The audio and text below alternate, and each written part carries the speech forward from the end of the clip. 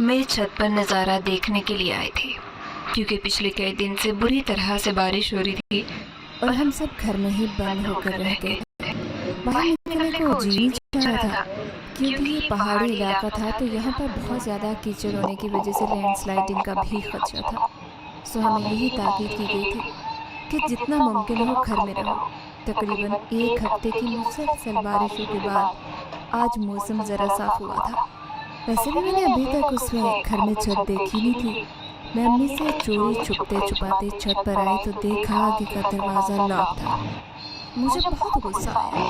पहाड़ों में आकर पहाड़ों का नज़ारा नहीं लेना तो फ़ायदा फिर गया यहाँ आने का। मैं वापस आ गई। अम्मी ने मुझे ना चाहते हुए भी देख लिया था और गुस्से से बोली, सबा कहाँ गई थी तुम?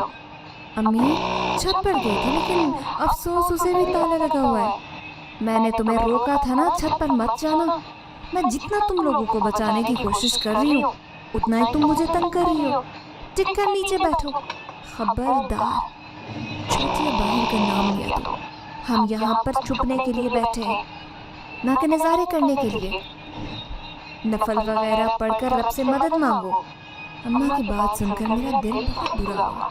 मैं छुपने वाली लड़की नहीं थी बल्कि मैं तो उन हालात का भी सामना करना चाहती थी जहाँ से मेरी माँ मुझे छुपाकर यहाँ पहाड़ों में ले आई थी। उसे अब खौफ था कि कहीं वो लोग यहाँ तक न पहुँच जाए और गलती से मुझे छत पर या घर से बाहर न देख ले। तभी वो इतनी परेशान हो रही थी। मैं खामोशी से आके बैठ गई। मेरा दिल चाह रहा था कि मैं बहुत सारा रहूं। कितने ख्वाब थे मेरे कि पहाड़ों में जाकर यूँ भागूंगी, ये देखूंगी, वो देखूंगी, लेकिन सब कुछ धरे का धरा रह चुका था। तकरीबन 2 घंटे ऐसे ही बैठी रही। तभी हमारे मालिक मकान की बेटी वहाँ पर आई। वो भी तकरीबन मेरी ही उम्र की थी और बेहद खूबसूरत थी। सफ़ेद रंगत और सुर्ख गुलाबी गाल, बल्कि यहाँ पर तो हर दूसरी लड़की इतनी ही खूबसूरत थी, जबकि पंजाब में ऐसी लड़कियाँ देखने को बहुत कम मिलती थी। क्या बात है सबा, परेशान लग रही हो? हमारी चूँकि अभी दोस्ती नहीं थी लेकिन अभी फिर भी 1-2 मरतबा बात करने के बाद हम दोनों एक दूसरे को जानने लग गए थे। मैंने मुंह बनाकर कहा, कुछ भी नहीं, क्योंकि मैं उसे बताना नहीं चाहती थी। मेरी माँ मुझे छत पर नींद आने दे रही।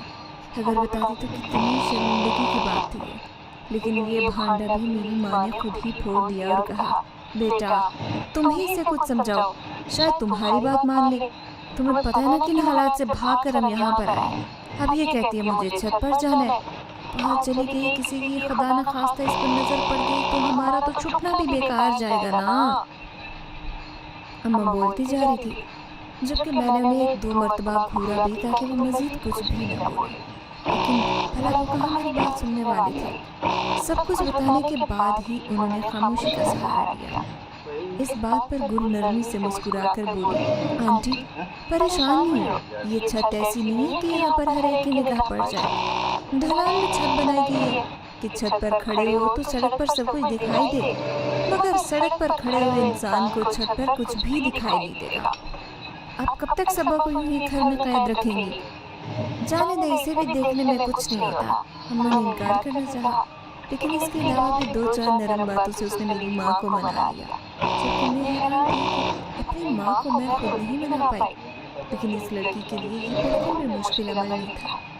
अगले 10 मिनट में ही अम्मा राजी हो चुकी थी। चलो आओ चले छत पर। तो मुझे देखकर मुस्कुराते हुए बोली, लेकिन मैंने नफी में सर हिला दिया और कहा, कैसे जा सकते, वहाँ पर तो ताला लगा हुआ है। इस बात पर उसने चाबी का एक गुच्छा मुझे दिखाते हुए कहा, ये देखो मेरे पास है सब चाबियाँ, चलो आओ आज तुम्हारी ख्वाहिश पूरी करते हैं। गुल के गांव में आकर तुम यूं उदास और परेशान नहीं रह सकती। ये बात सुनकर एकदम से मेरा दिल हल्का हो गया। मुझे यकीन हो गया कि ये वो लड़की है जिससे मुझे दोस्ती करनी चाहिए। अगले 5 मिनट में ताला खोलकर हम दोनों ही छत पर मौजूद थे। छत पर भी बहुत सारे जंगली पौधे खुद उगे हुए थे। थोड़ी गंदगी थी लेकिन सफाई के बाद ये जगह बहुत खूबसूरत बन सकती थी। मैंने छत से खड़े होकर इतना हसीन मंजर कभी नहीं देखा था। हालांकि रास्ते में उन पहाड़ी सिलसिलों को देखते हुए यहाँ तक पहुँचे थे हम, लेकिन वहाँ से नज़ारा करने का मज़ा ही बिल्कुल मुख्तलिफ था। हम दोनों तकरीबन काफ़ी देर वहीं पर मज़ा करती रही। उस दिन मैंने लाल रंग का जोड़ा पहना हुआ था। गुल चलो आओ हम केतली डालते हैं, मैंने मुस्कुराते हुए कहा। तो वो भी मेरे साथ केतली डालने के लिए तैयार हो गए। मैंने अपना लाल दुपट्टा उतार कर जैसे ही छत के पर्दे पर रखना चाहा, वो छपट कर आगे बढ़ी, मेरा दुपट्टा वहाँ से उठाया। बहुत खौफ से डर लगी थी। क्या बात है, तुमने दुपट्टा क्यों उठा दिया? तो मुझे ये बताओ, तुमने ये यहाँ पर रखा क्यों है? मैंने हैरानी से दिल को देखा, मुझे समझ नहीं आ रहा था कि वो क्या कहना चाहते थे। मैंने तो इसलिए यहाँ पर रखा ताकि हम केतली आराम से डाल सके, दुपट्टा परेशान न करे।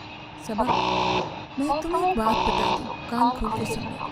यहाँ पर पहाड़ों पर रहते हुए कभी भी अपना लाल दुपट्टा यूं पर्दे पर मत फैलाना, समझ आ रही है तुम्हें मेरी बात? मैंने हैरानी से पूछा, क्यों?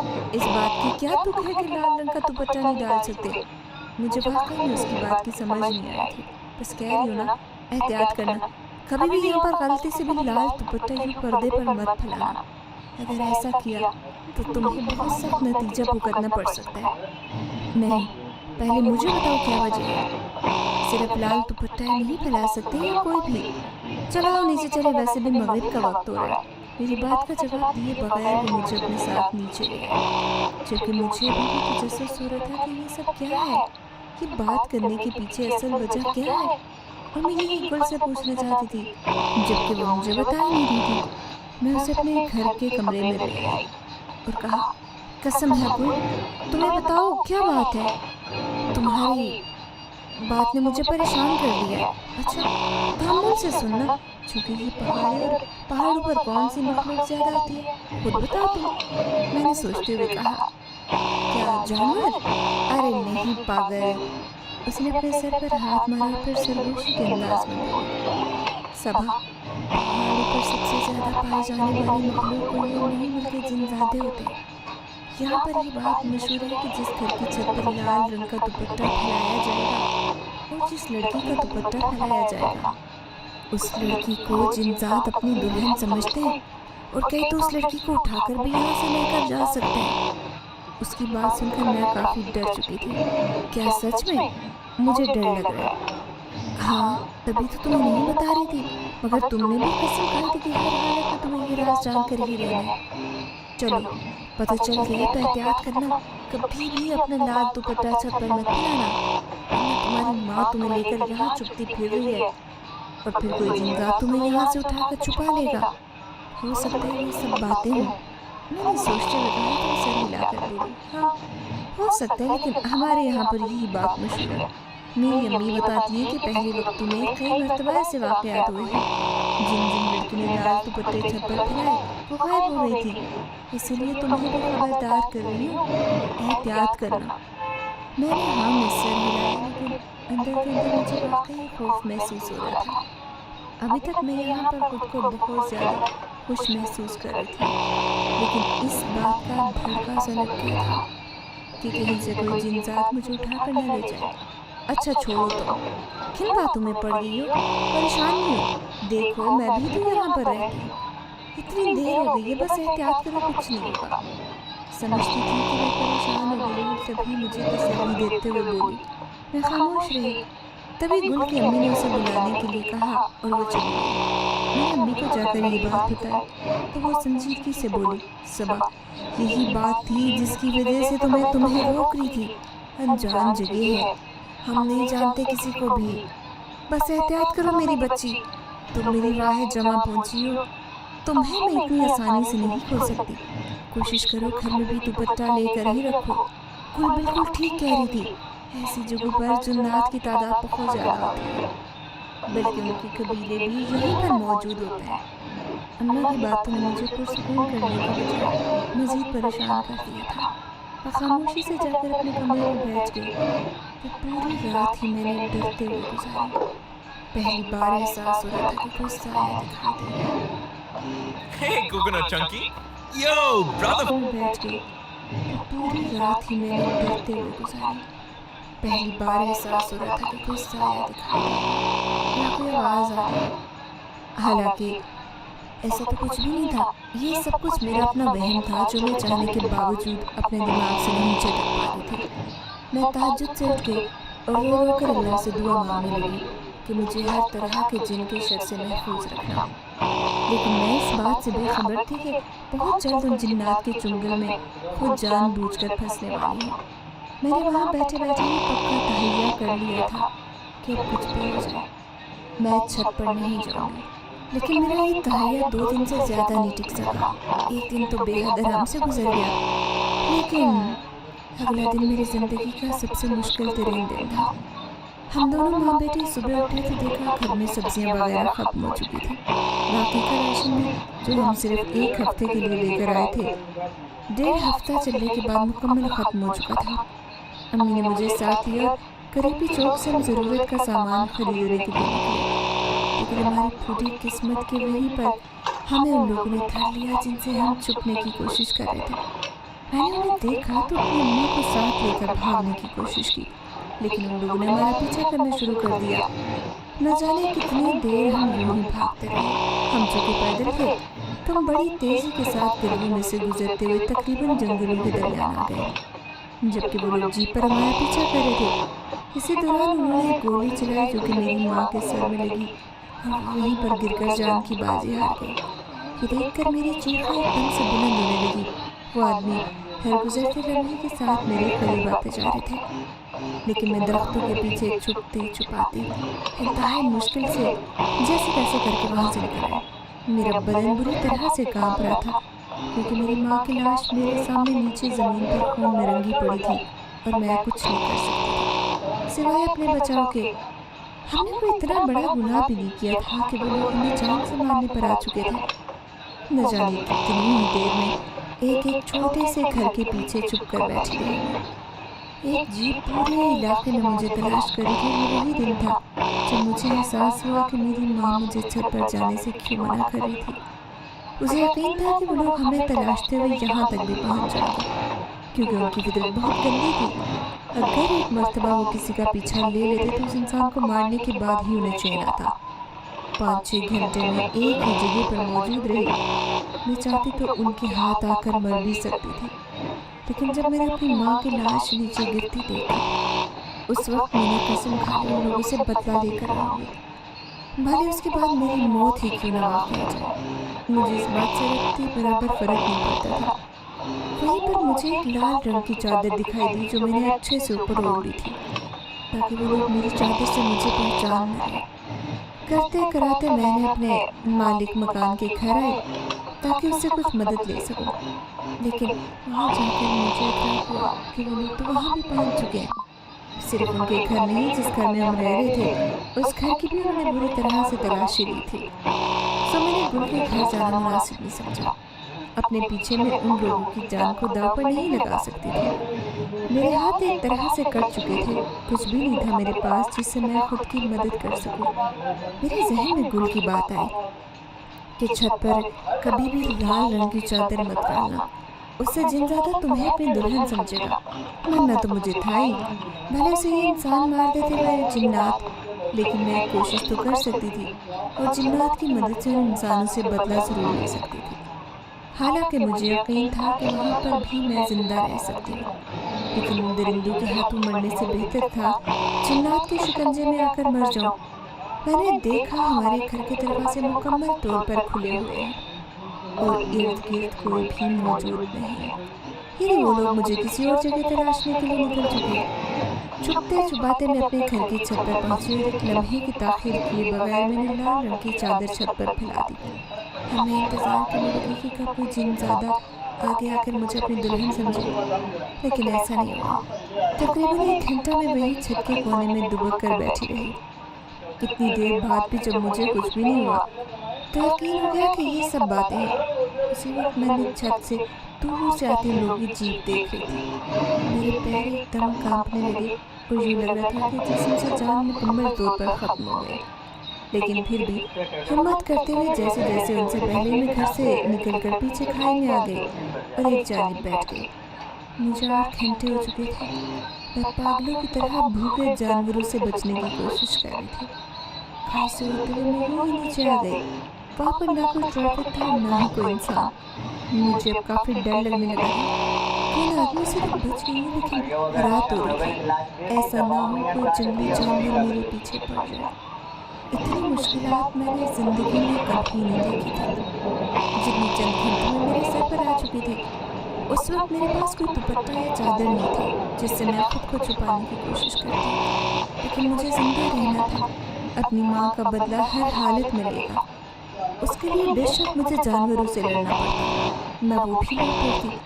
تقریباً مجھے چلتے ہوئے 15 منٹ ہوئے تھے جب ایک درخت کے نیچے مجھے بیٹھا آدمی دکھائی دیا۔ وہ مکمل طور پر سیاہ چادر میں لپٹا ہوا تھا۔ اس کے قریب آگ جل رہی تھی، کیونکہ شام ہونے پر پہاڑوں میں خنکی زیادہ ہو جاتی ہے، تو مجھے بالکل بھی شبہ نہیں ہوا۔ مجھے مدد چاہیے تھی، اور وہ انسان میرے لیے کسی فرشتے سے کم نہیں تھا جو اس ویران جگہ پر مجھے مل چکا تھا۔ میں سیدھا اس کے پاس گئی اور جا کر کہا، خدا کا نام ہے میری مدد کر دے، کچھ لوگ میرے پیچھے لگے ہیں۔ آپ کے پاس کوئی چھپنے کی جگہ ہے کیا؟ میں وعدہ کرتی ہوں کل صبح تک یہاں سے چلی جاؤں گی، مجھے صرف آپ کی مدد چاہیے ایک رات کے لیے۔ اس نے نگاہیں اٹھا کر مجھے دیکھا تو لمحے کے لیے اس کی نگاہوں میں کھو گئی۔ چادر سے صرف اور صرف اس کی آنکھیں دکھائی دے رہی تھی، جو بے حد خوبصورت اور مکمل طور پر نیلی تھی، لیکن مجھے زیادہ حیرت نہیں تھی کیونکہ ان پہاڑوں میں ہر دوسرے مرد کی آنکھیں سبز و نیلی تھی۔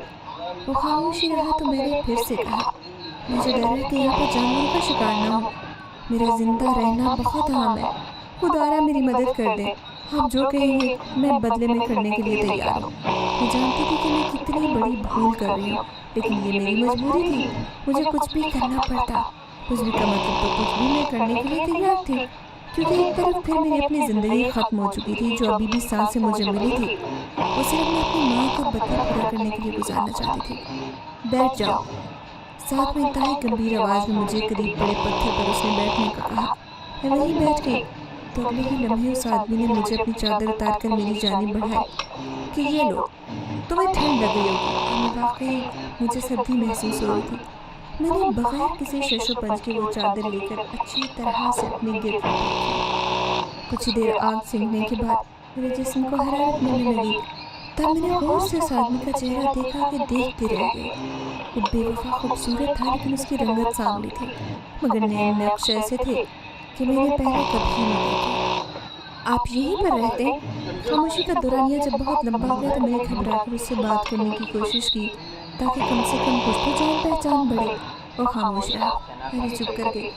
تقریباً 5 منٹ گزر جانے کے بعد وہ نرمی سے بولا، پریشان لگ رہی ہو، کیا بات ہے؟ اس بات پر چونکہ نہیں بلکہ کیونکہ میں بات کر رہی تھی بہت زیادہ پریشان تھی۔ ابھی چند گھنٹے پہلے ہی میں نے اپنی ماں کو کھویا تھا، بلکہ اپنی ماں کی لاش کو اپنے قدموں میں پڑے دیکھا تو بھلا پریشانی میرے منہ سے کیسے ظاہر نہ ہوتی۔ پھر میں یوں اس آدمی سے چھپنے کی بات کر رہی تھی تو کوئی بھی انسان سمجھ جاتا کہ اس وقت میں واقعی پریشان ہوں۔ میں نے ایک لمحہ لیا مناسب الفاظ کے لیے جو میں دور گھر میں اپنی کہانی سنا سکوں۔ ہمارے کچھ مسائل ہو گئے تھے، میں اور میری ماں چھپتے ہوئے یہاں پر آ گئی تھی، لیکن جن لوگوں کے ساتھ ہمارے مسائل ہوئے تھے انہوں نے نہ صرف ہمیں ڈھونڈ نکالا بلکہ آج میرے سامنے میری ماں کی جان بھی لی۔ مرنا تو میں بھی چاہتی ہوں لیکن یوں نہیں مر سکتی، مجھے اپنی ماں کا بدلہ ہر حال میں ان لوگوں سے لینا ہے۔ تو تم مجھ سے بھی اس مدد کی امید رکھتی ہو؟ اس کا سوال بہت عجیب تھا جب میں اسے بتا چکی تھی کہ نہیں، مجھے صرف ایک رات کی پناہ چاہیے تھی، پھر یہ سوال بنتا ہی نہیں تھا۔ میں نے پھر سے اپنی بات دہرائی اور کہا، بس ایک رات رکھ لو اپنے پاس، کل صبح یہاں سے چلی جاؤں گی۔ اس نے مجھے گہری نظر سے دیکھا، پھر نرمی سے بولا، لگتا ہے تمہیں بھوک لگی ہے، چلو آؤ میرے ساتھ۔ یہ کہہ کر وہ آگے آگے چلنے لگا اور میں اس کے پیچھے پیچھے۔ چند لمحے چلنے کے بعد یہ میں ایک چونٹی نما گھر میں آ گئی۔ دکھنے میں تو وہ گھر بہت عام سا لگ رہا تھا، لیکن جب اس آدمی نے مجھے کھانا پیش کیا تو میں حیران رہ گئی۔ وہ پورے بکرے کی سبزی تھی، پر ایک اکیلا آدمی پوری سبزی کیسے کھا سکتا ہے؟ اس میں سے ایک بوٹی بھی غائب نہیں تھی۔ جیسے ہی میں نے اس نے سبزی بنا کر میرے لیے رکھی، میں نے حیرت سے اس آدمی کو دیکھا اور نرم نگاہوں سے مجھے دیکھتا ہوا بولا، کھانا شروع کرو، بسم اللہ پڑھ کر کھاؤ۔ کھانے کو بالکل دیر نہیں کرواتے۔ مجھے بھی زیادہ بھوک لگی تھی تو میں نے کھانا شروع کر دیا۔ میں نے زندگی میں پہلی مرتبہ ہی وہ سبزی کھائی تھی، پہلی مرتبہ ہی انگلیاں چاٹتی رہ گئی۔ اتنی لذیذ بنی تھی کہ بس دل چاہ رہا تھا کھاتی چل جاؤ۔ میں زیادہ کھانا بھی نہیں کھاتی، لیکن اندازے سے کہہ سکتی ہوں کہ کلو سبزی تو کم سے کم میں نے کھائی ہوگی۔ کھانے کے بعد اس نے مجھے قہوہ دیا، وہ بھی میں نے پی لیا۔ پھر ایک کمرے کی جانب اشارہ کر کے بولا، جاؤ یہاں جا کر آرام کرو۔ میں نے انکار کر دیا اور کہا، مجھے نیند نہیں آئے گی۔ اور تمہیں یہ بات کیسے پتا؟ وہ بڑے سکون سے بولا، मेरी माँ मेरी आंखों के सामने मरी है, मैं कैसे सो सकती हूँ? तुम्हें क्या लगता है कि मेरी माँ का बेजान चेहरा मुझे सोने देगा? ये कहते मेरी आंखों में आंसू चमकने लगे। वो आदमी धीरे से आगे बढ़ा, नरमी से मेरे आंसू पोंछने लगा। मैं उसकी इस हरकत पर बहुत हैरान हुआ। मुझ में इतनी हिम्मत नहीं थी कि मैं उसका हाथ झटकती थी, क्योंकि वो मेरा मोहसिन था और आज रात मुझे उसी के घर में पड़ा लेनी थी। बदले में वो मुझसे जो भी मांगता मैं देने से इनकार ना करती। परेशान मत हो, जाकर लेटो, नींद आ जाएगी। मेरा दिल चाहा। बगैर कुछ सोचे समझे मैं उस आदमी के गले लगकर फूट फूट कर रो दूं। हकीकतन उस वक्त मुझे अपना सबसे बड़ा हमदर्द लग रहा था। मैं वहाँ से नहीं जाना चाहती थी, लेकिन फिर भी उस आदमी के कहने पर खामोशी से कमरे में आकर लेट गई। वहाँ से एक चादर बिछी हुई थी, साथ में पानी वाला मटका रखा हुआ था। मुझे लेटे 2 मिनट भी नहीं गुजरे थे जब मुझे नींद आने लगी। मैंने अपनी आंखें खोल कर रखने की बहुत कोशिश की, लेकिन नींद मेरे वजूद पर हावी होती जा रही थी। मैंने एहतियात डाली और गहरी नींद सो गए। तकरीबन फजर का वक्त था जब मेरी आँख खुली। इस वक्त मैं खुद को ज़्यादा हल्का फुल्का महसूस कर रही थी। चंद लम्हे लगे थे मुझे ये सोचने में कि उस वक्त मैं कहाँ पर मौजूद हूँ। तभी मुझे कुरान पाक की तिलावत की बड़ी नरम आवाज़ सुनाई। बेख्तियार में उठकर बाहर आई तो देखा वही आदमी जाए नमाज पर बैठा कुरान पाक की तिलावत कर रहा था। उसकी क़िरात बेहद खूबसूरत थी कि मैं सालों में वहीं खड़े रहकर वो सुन सकती थी। तभी अचानक उसने मुड़कर देखा। एक लम्हे के लिए तो उसके देखने पर मैं डर गई थी, क्योंकि उस आदमी की आंखें बेहद सुर्ख हो रही थी जैसे वो रोया। लेकिन अगले पल वो ठीक हो गया और मुझे नरमी से अपनी जानिब आने का इशारा किया। मैं बगैर सोचे समझे उसके करीब जाकर बैठ गई और वो दुपट्टा अच्छी तरह से सर पर जमा लिया। उसके बाद वो क़िरात फिर से करने लगा। एक आयत पढ़ता उसके बाद मुझे पढ़ने का इशारा करता। पता नहीं कितनी देर हम दोनों ये कुरान पाक पढ़ते रहे। मुझे यूँ लगता था गोया वहाँ बैठे बैठे सदियाँ बीत गई और वो लम्हात मेरी ज़िंदगी के सबसे खूबसूरत लम्हात में से एक थे।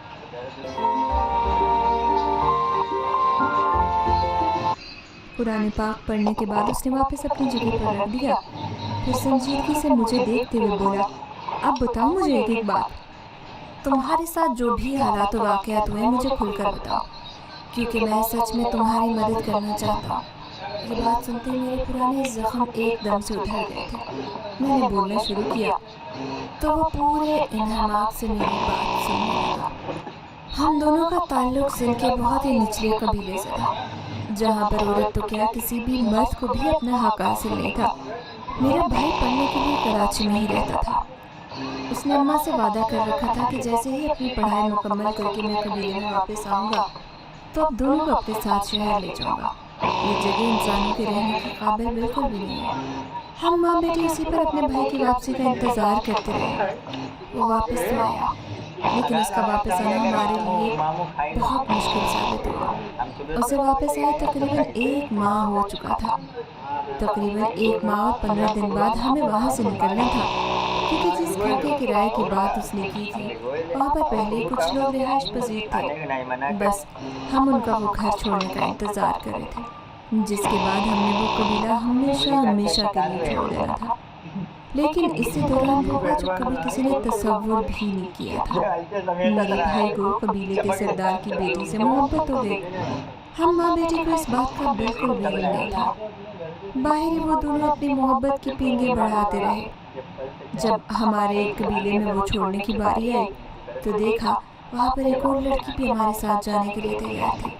हम दोनों माँ बेटी ने हैरत से आमिर को देखते हुए पूछा कि ये सब क्या है, कौन है ये लड़की जो नकाब में तुम्हारे साथ मौजूद है। लेकिन मेरे भाई ने हमें ये बात नहीं बताई कि वो लड़की कौन है। अम्मी बाजी, आप लोग बस मेरे साथ रहें, अभी मेरा दोस्त एक गाड़ी लेकर आ रहा है, शहर जाकर मैं आपको सब कुछ बता दूंगा। लेकिन हमारा बहुत बुरा हो चुका था।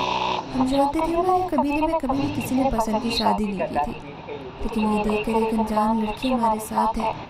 हमें यकीन हो चुका था कि इस जगह से भागने के बावजूद कबीले के लोग हमें नहीं छोड़ेंगे। उनका बस चलेगा तो ज़मीन की गहराइयों से भी हमें निकाल कर बाहर लेकर आएंगे। और ऐसा ही हुआ। हम दोनों माँ बेटी को जो कुछ याद था हम लोग पढ़ने लगे। कुछ ही देर में लड़का गाड़ी लेकर आया तो हम चारों उस गाड़ी में बैठ गए। अभी हम कबीले से निकले भी नहीं थे जब हमारी गाड़ी पर किसी ने बुरी तरह से फायरिंग करना शुरू कर दी। चूँकि रात का अंधेरा काफ़ी गहरा था, मेरे भाई ने गाड़ी का दरवाज़ा खोलकर हम तीनों ख़वातीन को वहाँ से बाहर निकलने का कहा। जब हम लोगों ने मना कर दिया, लेकिन उसने अपनी एक कसम देकर हम तीनों को वहाँ से बाहर निकाला और कहा कि सड़क पर जाकर किसी से भी मदद ले लो, मगर पलट कर इस कबीले में मत देखना। मजबूरन जैसे ही हम लोग गाड़ी से बाहर निकले, तभी पिछली जीप ने हमारी गाड़ी को गोलियों से भून कर रख दिया। हमारे पास कोई चारा नहीं था। हम तीनों ख़वातीन एक दूसरे का हाथ थामे मेन रोड की तरफ भागना शुरू हो गए। यूं ही भागते भागते उस लड़की ने भी अपना तारुफ करवा दिया कि मेरे पीछे ही मेरे अब्बा आए होंगे।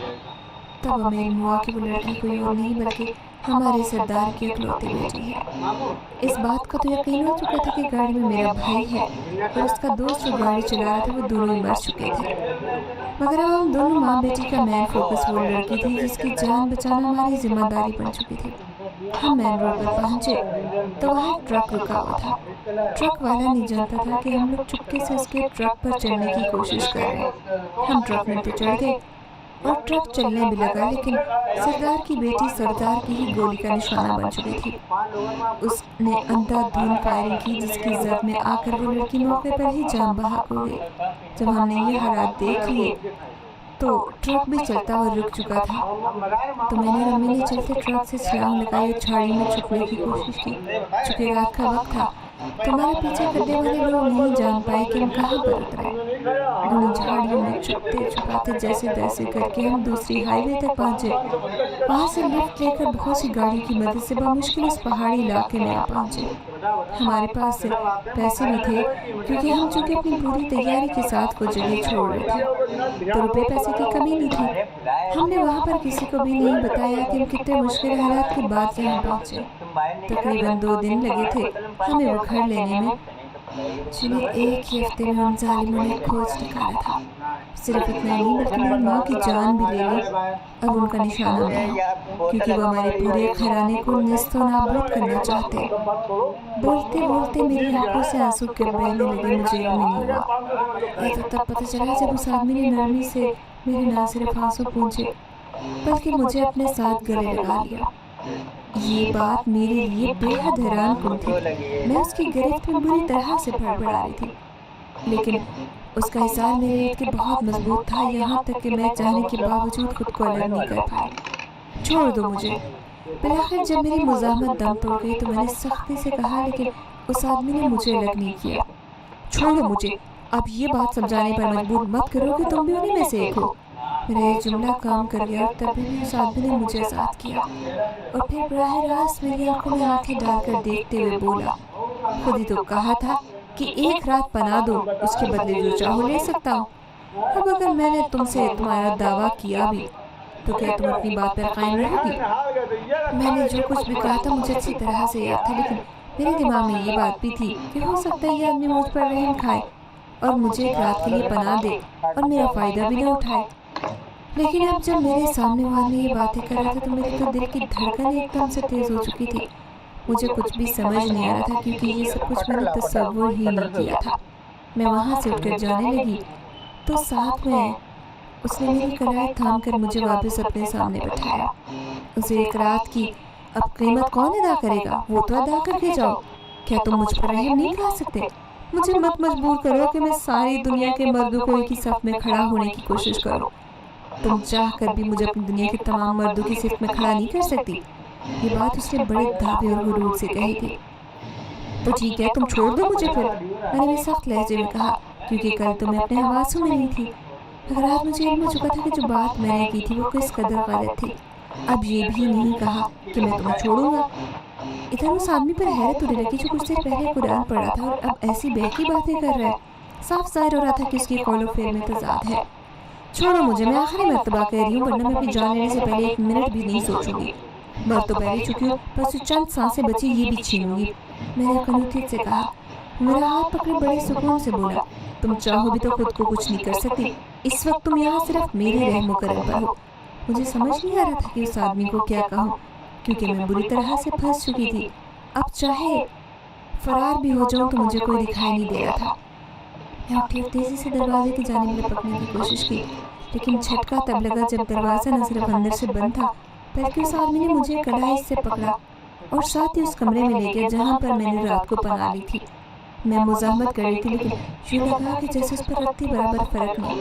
اس نے مجھے دیوار سے لگایا۔ میں مچھلی کی طرح تڑپی۔ وہ میرے کان کے پاس آیا اور ایسے لگا جیسے کچھ سننے کی کوشش کر رہا ہو، لیکن میرے حواس بالکل کام کرنا چھوڑ چکے تھے۔ میری کوشش تھی کہ کسی طرح اس کو خود سے دور کرنے میں کامیاب ہو جاؤں۔ وہ تو اپنی جگہ سے 1 انچ بھی نہیں ہلا اور حیرت انگیز طور پر اس نے صرف کچھ سننے کی کوشش کی۔ پھر میرا ہاتھ پکڑ کر اپنی ناک کے قریب لے جا کر اس نے گہرا سانس لیا۔ یہ عمل بہت کم مدت کا تھا، تقریباً آدھا منٹ۔ پھر اس نے مجھے چھوڑا اور میں نے بغیر سوچے سمجھے زوردار تھپڑ اس آدمی کی گال پر جڑ دیا۔ میں نہیں جانتی تھی کہ مجھ میں اتنی طاقت کہاں سے آئی۔ کہیں ایسا نہ ہو اس دن کے لیے پوری زندگی بچتا ہے۔ کہاں سے آئی؟ لیکن عجیب بات یہ تھی کہ جب میں نے اس آدمی کو تھپڑ مارا تو وہ غصے کے بجائے مسکرایا۔ کوئی تھپڑ میں نے اپنی مرضی سے نہیں بلکہ اس کی منشا پر اسے مارا ہو جس کا اسے بالکل دکھ نہ ہو۔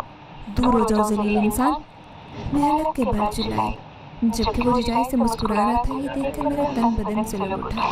کیا غیرت نہیں ہے تم میں؟ میں نے تو سنا تھا کہ پہاڑی مردوں میں سب سے زیادہ غیرت ہوتی ہے۔ اتنے غیرت مند ہوتے کہ یا تو میری جان لے لیتے یا پھر مجھے یہاں سے باہر نکالتے۔ لیکن وہ کندھے اچکائے تحمل سے چارپائی پر جا بیٹھا، سنجیدگی سے بولا، تمہاری بات پر آگ بگولا تو تب جب تم نے مجھ سے یہ سب کہا۔ تمہیں نے تو کہا ہے کہ تم ذلیل انسان ہو۔ میں نے سوچ لیا تھا کہ میرے لیے بدلہ لینا ناممکن ہے، سو مجھے مر جانا چاہیے۔ تبھی میں جان بوجھ کر اسے غصہ دلانے کی کوشش کر رہی تھی تاکہ کسی نہ کسی طرح میری جان لے اور مجھے زندگی کے دکھوں سے آزاد کرے۔ میرا خیال ہے تم نے انسان کو ذلیل کہا ہے۔ اس آدمی کے سکون میں اب بھی فرق نہیں آیا، لیکن اس وقت میں ذہنی طور پر الجھی ہوئی تھی اتنی کہ اس کے الفاظ پر غور ہی نہیں کر پائی کہ یہ بات تم نے انسان کو کہی۔ کاش سمجھ پاتی کہ میرے سامنے کوئی انسان نہیں بلکہ جنزادہ ہے، وہی جنزادہ جس سے چھت پر لال دوپٹہ ڈال کر میں نے خود ہی دعوت دی تھی۔ اور اب جب وہ آ گیا تو میں دور بھاگنے کی کوشش کر رہی تھی کیونکہ اس وقت مجھے علم نہیں تھا کہ میرے سامنے بیٹھا وجود کون ہے۔ مجھے جانا ہے یہاں سے، میں نے سنجیدگی سے کہا۔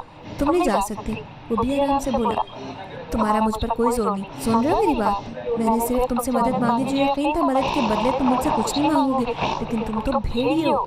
یہ کہہ کر میں دروازے کی جانب رپکی تو اس نے میرا ہاتھ تھاما اور سنجیدگی سے بولا، یہ آخری مرتبہ ہے تم یوں میرے گھر سے بھاگنے کی کوشش کر رہی ہو۔ تمہیں بدلہ لینا ہے ابھی اور میں تمہاری مدد کروں گا، مجھے بس کچھ وقت چاہیے۔ اب کی مرتبہ میں رک گئی کیونکہ مجھے اس کی آنکھوں میں واضح دکھائی دے چکا تھا کہ وہ میرے لیے کچھ کرنا چاہتا ہے۔ یہ حقیقت تھی کہ اگلے دن میں ان سب سے اکیلے نہیں لڑ سکتی تھی۔ شاید یہ آدمی واقعی میرے کسی کام آ جائے۔ مجھے رکنا پڑا کیونکہ مجھے وہاں پر رکنا ہی تھا۔ بیٹھو ادھر، مجھے بٹھا کر وہ میرے لیے پانی لینے چلا گیا۔ جیسے میں نے پانی پیا تو مجھے پوری طرح سے چکر آ گیا۔ میں نے خود کو ہوش و حواس میں رکھنے کی بہت زیادہ کوشش کی مگر بے سود۔ میں بے ہوش ہو چکی تھی۔ جانے کتنی دیر بعد جب میری آنکھ کھلی تو ہم ایک مختلف جگہ پر تھے۔ وہ علاقہ کافی سنسان تھا اور اس وقت ہم لوگ سڑک کے کنارے بیٹھے تھے۔ میں نے حیرت سے آنکھیں گھما کر ادھر ادھر کا منظر دیکھا، پھر جائزہ لیا۔ اس آدمی کو دیکھا تو وہ کالے چادر میں لپٹا ہوئے درخت کے نیچے بیٹھا ہوا تھا۔ یہ کہاں پر ہیں ہم؟ اور تم نے مجھے جان بوجھ کر بے ہوش کیا تھا نا؟ میں نے غصے سے پوچھا لیکن اس نے میری بات کا جواب نہیں دیا۔ بتاؤ مجھے ہم کہاں پر ہیں؟ میں نے تقریباً چلا کر پوچھا۔ اب مجھے اس آدمی سے خوف محسوس ہو رہا تھا۔ جانے کون تھا اور یہ کون سی جگہ تھی جہاں پر بے ہوش کر کے وہ مجھے لایا تھا؟ کیا میں اس قابل رہوں گی کہ اپنے بھائی اور اپنی ماں کی موت کا بدلہ لے سکوں؟ کیا تم کچھ دیر خاموش رہ سکتی ہو؟ جب میں اس آدمی سے ملی تھی یہ پہلی مرتبہ تھا کہ وہ میری بات پر چڑ چکا تھا۔ یہ دیکھ کر پتہ نہیں کیوں مجھے کمینی سے خوشی محسوس ہوئی۔ نہیں خاموش رہ سکتی، مجھے بتاؤ کہاں پر ہے؟ تم نے بدلہ لینا ہے نا؟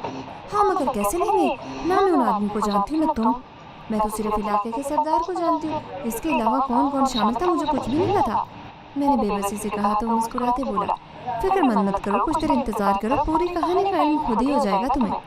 وہ جیسے سڑک پر کسی کی تاک لگا کر بیٹھا تھا جبکہ وہ سڑک بالکل سنسان تھی اور وقت بھی رات کا تھا۔ میں خاموش ہو گئی کیونکہ مزید بات کرنے کی کوئی وجہ نہیں بنتی تھی۔ جو کچھ اسے کہنا تھا وہ ایک مرتبہ بول چکا تھا، سو میں نے بھی درخت کے تنے کے ساتھ ٹیک لگا لی۔ ابھی کچھ ہی دیر گزری جب دور سے کسی گاڑی کے آنے کی آواز سنائی دی۔ اب تک گاڑی دکھائی نہیں دی مگر اس کی آواز وہاں بیٹھے ہم صاف سن سکتے تھے۔ یہ وہ لمحہ تھا جب مجھے محسوس ہوا کہ میری ساری حصیں بہت تیز ہو گئی۔ कैसा बदला चाहती हो तुम? वो अब मेरे जाने मुंह करके पूछ रहा था। कैसा बदला? क्या मतलब? मारना चाहती हूँ मैं उन सबको? मैंने बगैर झिझके कहा, क्योंकि जितना खून खराबा मैं अपनों का देख चुकी थी, मेरे लिए जान लेना एक बहुत मामूली अमल हो चुका था। मुझे दुनिया में किसी की भी जान लेने के लिए भेज दिया जाता, मैं एक लम्हे के लिए भी नहीं कांपने वाली थी। मारना तो चाहती हो, कोई ख़ास तरीका? मेरा दिल चाहता है कि लोगों की परख से उड़ जाए, कोई उनकी शनाख्त न कर पाए। ये सब कुछ मैं इंतहाई सख्त लहजे में बोल रही थी।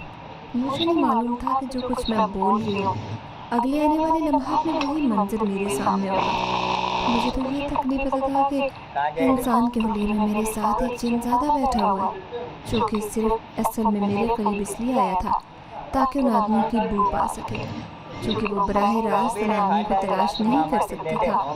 तभी मेरे करीब आकर मुझे अच्छी तरह से उसने सूंघा। जिन आदमी ने मेरे घर वालों को मारा था, उनकी वो एक तरह से उनकी बू मेरे अंदर जिस्म में रच बस गई थी। काश ये बातें मैं उस वक्त समझ जाती और अपने साथ बैठे जिनजात को इतना गलत न समझती। दूसरी बात, जो थप्पड़ मैंने उसके मुंह पर मारा था, वो भी उसने खुद जानबूझकर पड़वाया था, क्योंकि वो देखना चाहता था कि मैं कितनी मजबूर हो चुकी हूँ और कहाँ तक अपना बदला लेने के लिए जा सकती हूँ।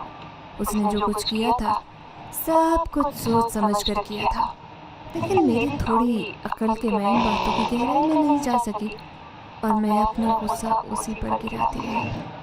अगले चंद लम्हों में एक तेज रफ्तार जीप सड़क पर आती हुई दिखाई दी थी, जिसे देखकर मैंने एकदम से शोर मचा दिया और कहा, हाँ, यही लोग हैं वो, यही है वो कातिल, मेरे भाई और मेरी माँ के। इन्हें मर जाना चाहिए। मैं पागलों की माने चिल्ला रही थी, जबकि उस आदमी ने मेरी कलाई नरमी से थामी और उसी नरमाहट से बोला, इन्हें मारने के लिए तो यहाँ पर आए हम, बस मजबूत बनकर उनका अंजाम देखो। जीप की रफ्तार बहुत तेज थी, जबकि उस आदमी से बात करते हुए मुझे यूँ लग रहा था जैसे वो थम गया। और ये मंजर बेहद अजीब था। जैसे वो जीप तेज रफ्तारी से हमारे सामने से गुजरने लगी, तो बिजली किसी तेजी के साथ वो आदमी अपनी जगह से उठा और पलक झपकते हुए जीप के आगे जाकर सब कुछ इतनी तेज रफ्तारी से हुआ था कि मेरी आम आँख को ये मंजर देखने में बहुत दिक्कत पेश आई। लेकिन फिर वही हुआ जो मैं चाहती थी, या उसका मैंने तहैया किया हुआ था। जैसे ही वो आदमी इनके सामने जाकर रुका, जीप तेजी के साथ उससे टकराई और देखते देखते पूरी जीप को आग ने अपनी लपेट में ले लिया था। वो लोग तो जलकर मर रहे थे, चीख रहे थे, हमें बचाओ, हमें बचाओ, जबकि मैं बेइज्जती के साथ उन्हें जलते हुए देख रही थी। सच पूछो तो मेरे दिल में उन लोगों के लिए जर्रा बराबर भी रहम नहीं आया। काश इससे ज्यादा भयानक मौत होती तो मैं उनके लिए वही चुनती। तकरीबन 5 मिनट ही लगे थे उन आदमियों को जलकर राख होने में, और ये मंजिल बिल्कुल बेहकीकी नहीं लग रहा था। जब उन आदमियों की चीखें दम तोड़ गई, तब मुझे एहसास हुआ कि वो आदमी कोई आम इंसान नहीं था। मैंने चौंक कर उसे देखा तो वो मुस्कुराते हुए इस बात में सर हिलाकर बोला, हाँ, ठीक समझ रही हो तुम, इंसान नहीं मैं। फिर मेरे होंठ ये सवाल पूछते हुए एकदम से लरजने लग गए थे। फिक्र मत करो, कुछ नहीं कहूँगा मैं तुम्हें, क्योंकि तुम ही ने तो मुझे बुलाया था ना, अपनी लाल चादर छत पर फैलाकर। और ये वो इतराक का लम्हा था जब मुझे पूरी तरह से इल्म हो चुका था कि मेरे सामने मौजूद कोई और नहीं बल्कि एक जिन ज़्यादा खड़ा हुआ है। अब मेरा बदन पूरी तरह से कांपने लग गया था। अभी भी जो मैं खुद को इतना ज़्यादा ताकतवर समझ रही थी, मेरी सारी ताकत धरी की धरी रह चुकी थी। मैंने बौखला कर अपने इर्द गिर्द देखा तो आदमी नरमी के साथ अपनी चादर मेरे इर्द गिर्द उड़ाते हुए बोला, घबराने की ज़रूरत बिल्कुल भी नहीं है, तुम महफूज हो। क्या तुम अब मुझे भी मार दोगे? वो नरमी से मुस्कुराते हुए बोला, नहीं, बिल्कुल भी नहीं, लेकिन जब भी कभी तुम्हें मेरी ज़रूरत होगी तो मैं तो तुम्हें यहाँ पर तुम्हारे लिए ज़रूर आऊँगा। तो वो चादर, इतना कहकर मैं खामोश हो गई। तब वो बोला, हाँ, मैं जानता हूँ। तुम्हें यही बताया गया था कि चादर फैलाने वाली लड़की को जिन ज़्यादा अपनी दुल्हन समझ बैठता है, लेकिन ऐसा तो कुछ भी नहीं है।